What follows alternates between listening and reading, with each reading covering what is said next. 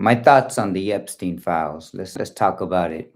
Let me start off by saying that human trafficking, pedophilia, anything like that, you can't joke around. You can't be joking about that kind of stuff in any way. Should take it serious. And so when we look at these Epstein files, so global international honeypot ring, both a honeypot meaning it was a trap, and obviously a trap by certain governments and certain people with money to keep tabs on the most powerful people on earth.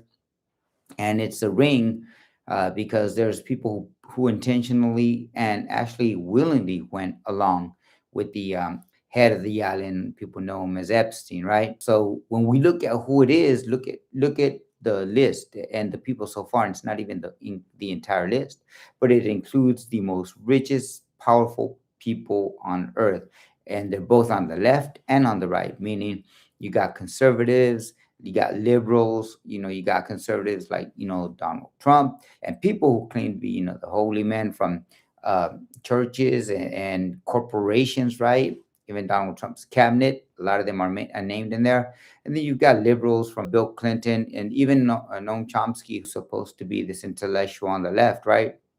You've got people who you probably didn't think about, like Jay-Z's name popped up. And let me make this clear too. You got people of all races, of all nationalities, religions. This billionaire from the Middle East to people in Mexico. And by the way, when you look at all the people from Mexico, they're all rich. They are all rich. And if you want to, summarize it all, it's the wealthy, it's the elite, and it is the powerful. And at the end of the day, in my opinion, these Epstein files, it shows you what and how capitalism is at the root of a lot of this. People get so wealthy, so rich that even those like Noam Chomsky, right? Even those that claim to be against the system, even Jay-Z, right?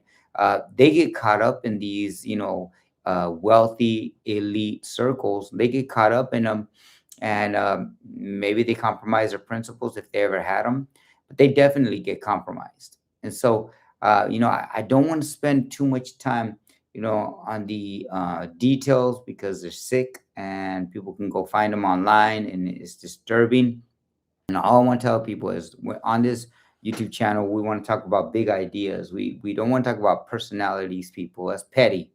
We want to talk about big ideas. And in this case, the Epstein files is a big idea. And because we're looking at a global ring, we're looking at capitalism corrupting people who you thought wouldn't be there, people who probably they thought they wouldn't be there, and so it shows the power of how money can corrupt. And let me say this before I end this quick live, today, and that's that when we look at the past, there was a group, a conspiracy, a group called QAnon. People probably remember it.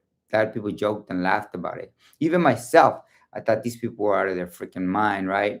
But they would write about one thing: there is a ring of pedophiles taking advantage of children, wealthy elites.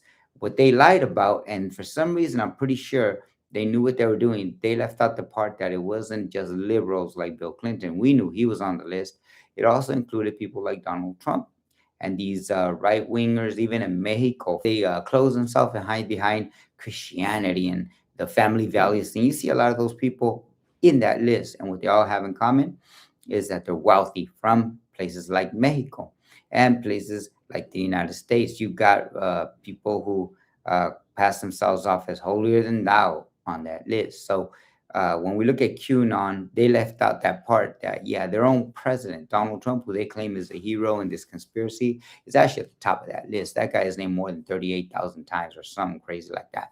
That tells you something.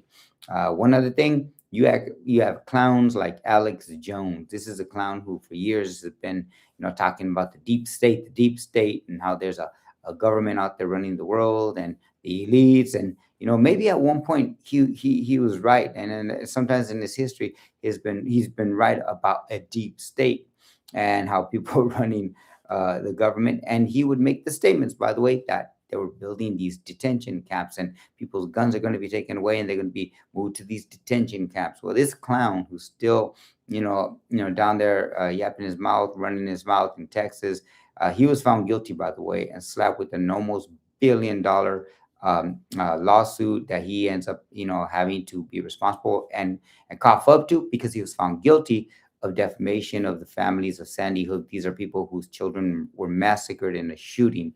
I believe it was in Connecticut or somewhere in the East Coast. These little kids, and he said that they were faking it. Well, he was found guilty.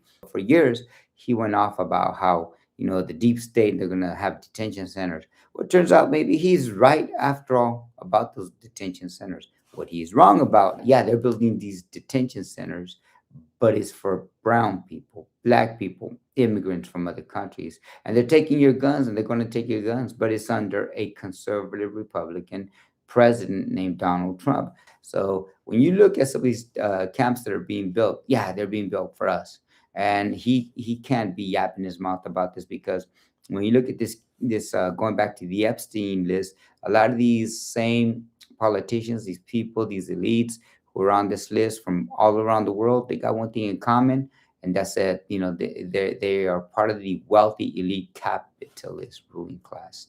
And here again, we want to talk about these big ideas. Look up capitalism. It's actually, displayed and sold to people with simple minds as, hey, everybody can become a billionaire, and you own your own business, and you're your own boss. Could be farthest from the truth. They don't tell you that most people are not going to be billionaires, number one, or millionaires for that matter.